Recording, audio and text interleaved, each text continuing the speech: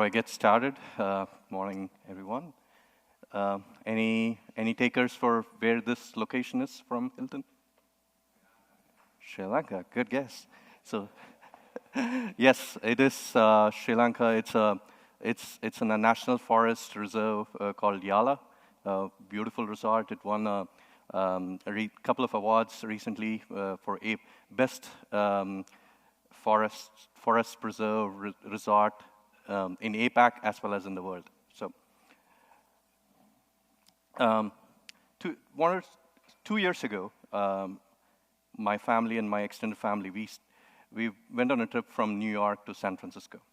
When we started this journey, we were all excited. We were going to take a week's vacation. But we missed our connecting flight. By the time we landed in San Francisco after 11 hours, the whole family was exhausted, tired. We had to, with the kids cranky, all of us were like, we want to hit the bed. And got the baggages, rushed to the hotel, and then what I did was I showed my family, like, pull up your phone. It's obviously a Hilton app. Tap, tap, tap, check in. You got your keys. Walk straight past the front desk. Go to the elevator. There is an automatic unlock for the elevator. Walk to your room, and your phone becomes your key. Unlock the door. Walk straight into your room. It is so seamless, so secure, and it's not just one person. It's not just one day. It happens for all 9,000 plus properties at Hilton. It happens for across 140 countries, over 200 million customers on a daily basis. So how do we do this at scale, and how WSO2 helps us keep it secure, seamless, as well as run this more diligently on a day-to-day basis. So I'm going to talk about 3 things today. One, what at Hilton would we do, and what is that is so important and critical as part of the business operations, and how we do it with the help of WSO2. Hilton, as I mentioned, has over 24 different brands, starting from family all the way to luxury segments, and across 140 countries, and over 200 million Hilton Honest customers and loyal customers. And we have welcomed over 3 billion guests in the last 100 years or so on a daily basis. First, about what does Hilton do? What did we do on digitally? So Hilton, as I mentioned, it's across 140 countries. So there are various partners, various integrations that we do. For example, I want to talk about Hilton China. Hilton China with WeChat, it's like a WhatsApp or a chat operation. So you can go book everything on your phone through a WhatsApp, through a WeChat app, and your reservations, everything is integrated with WeChat. Starbucks for China. There are various integrations with different partners. It's integrated with Didi, like similar to Uber and Lyft. This is our Hilton website. You can have digital keys, connected rooms, and we have online travel partners like kayak.com, Expedia, various partners. So there are multiple channels that Hilton operates.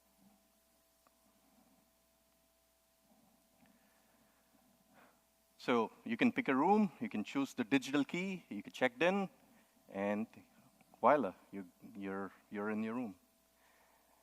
And recently, Hilton introduced AI Stay Planner.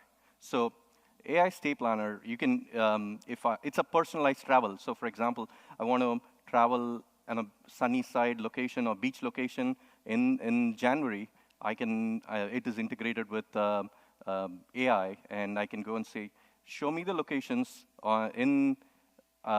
which are sunny, which are great during winter, and I want to live in a property which has a spa, and these are my specifications, and it'll search. It'll give you the locations. It'll give you the pricing. It'll give you what availabilities they are, And so Hilton's personalized stay planner is AI stay planner. API platform. So coming to how all of this, as I mentioned, there are so many. There is mobile, there is digital, there's website, there is our partners. How is all of this working together? It's all because we have a strong API ecosystem, and the API's ecosystem is driven by WSO2. So the backend is our core backend API system. And WSO2, we have a couple of platforms, the API gateway, identity server, we have the MI product. So all of this, run, execute seamless transactions, secure transactions, and process these transactions, route them to the core backend APIs, send them back, and do a lot of custom processing that Hilton needs. So one important differentiation between these three platforms. So the transactions that we get from our partners, like Expedia, Kayak.com, and various other partners. So there are billions of transactions that we get on a daily basis. They should not be mixed up with a digital platform, the website or mobile platforms. So what do? We have separated separate ROMs. So what is our partner traffic, and what do they need, and how is our shopping? Our main business is shopping and booking, right? Hilton's shop traffic is different from our book traffic. So how do we distinguish between these three ROMs, and what is our trust in that, and what do identities? For example, a customer is different from a partner, or different from a corporate user.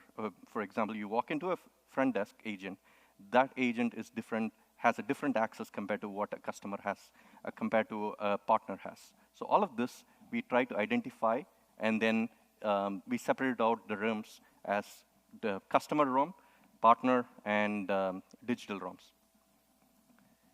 And this helped us to identify what are different components that need to be part of each segment. How do we separate them out? So on a daily basis, so we transact about 1.5 to 2 billion 2 billion API calls, which is about 60 billion API calls on a daily basis, on a monthly basis. 600,000 identities that we store in our identity server. WSO2 identity server is a critical for our integrations. And 140K authentication. So every day when people log in, we process their authentications, authorizations. So 140,000 authentications that happen on a daily basis. As I mentioned, our transactions just for each ROM that we have about 20,000 to 25,000. Our peak, we have about 25,000 transactions per second for each of those applications. And every day, we get about 3 million logins. That includes, like, you get chat messages, you get, hey, log into Hilton app, you get 5,000 points, or 500 points, or you set up your Hilton account with this additional members, you get another 500 points. All these notifications go out, people log in, all of those additional traffic are also catered to. And it's not just not just in the US. So we'll have to cater to various countries and the traffic coming in from various countries, to our reservation systems, to our core systems, all the backend APIs. So everything is being taken care as part of this different ROMs. So operating at scale with confidence. So I want to touch base. I mean, now everything is cloud native. A lot of applications are cloud native.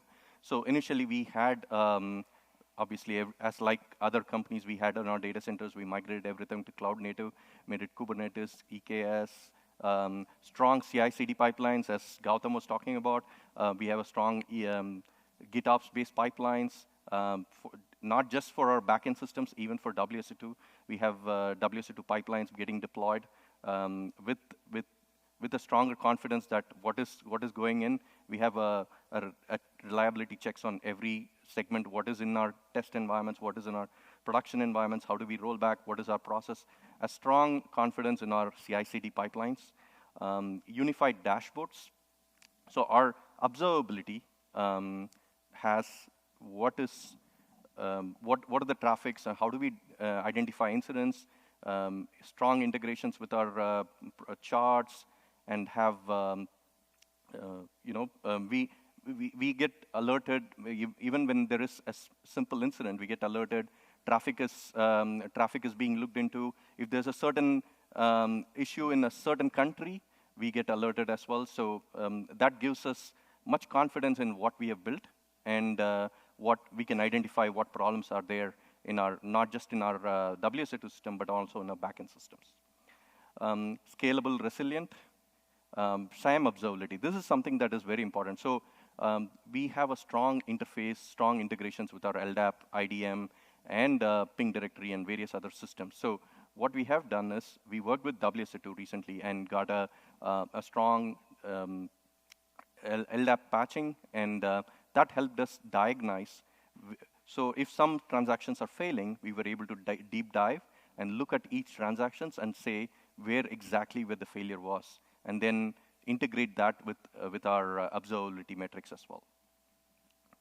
And telemetry, who doesn't love telemetry, right? So Splunk and Datadog, Dynatrace, all these companies have gone to a great extent to integrate with telemetry, open telemetry, and so we have used that, we have enhanced it, and we have integrated that with our applications. Throttling and rate limiting. So sometimes, some of our partners, when they are expected to send 20,000 transactions a minute, they send like 40,000, 50,000. You can imagine like how they want. It's a summer rush. People want to book vacations. People can send in like, hey, I need data from here, from these hotels, from the other hotels, from North America, from US and Europe, and all of those places. So we suddenly get a rush of traffic. So how WSO2 helped us with throttling, rate limiting, all of that have been implemented, and we have a strong governance in place for our rate limiting And last but not least, access governance. So we have a process in place. What kind of minute access, how the RBAC is going to split up, and scopes are going to be in place for our applications. Who's going to access, what kind of access, and not just access restrictions, but also it's like deny all and allow what is required. So access governance is kind of important for an enterprise like Hilton. With that, I'm going to pause for a few minutes and ask if there are any questions. Sure.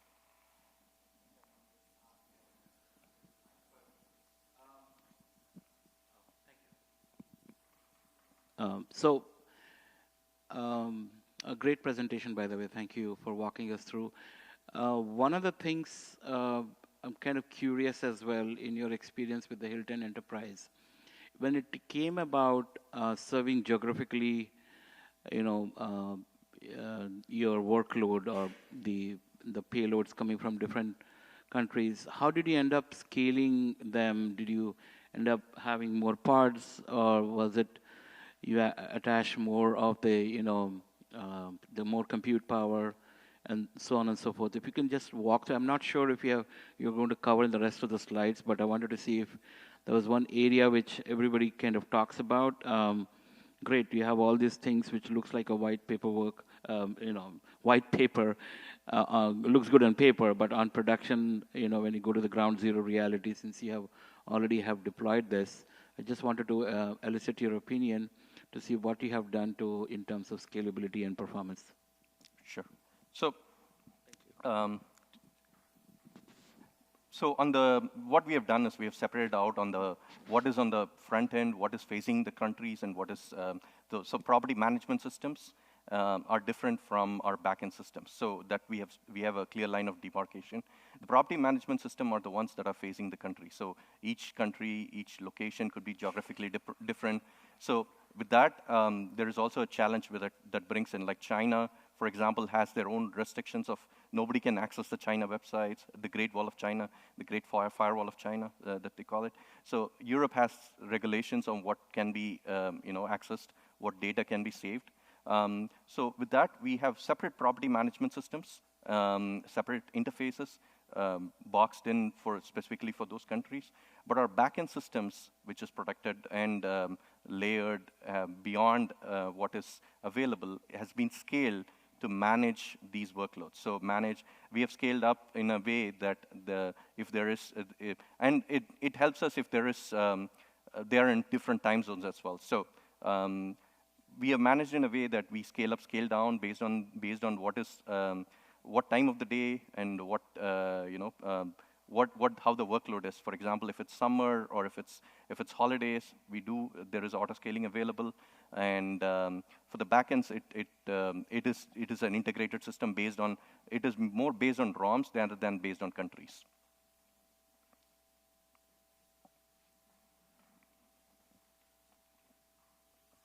Any other questions? Cool. I think that's pretty much I had. Thank you.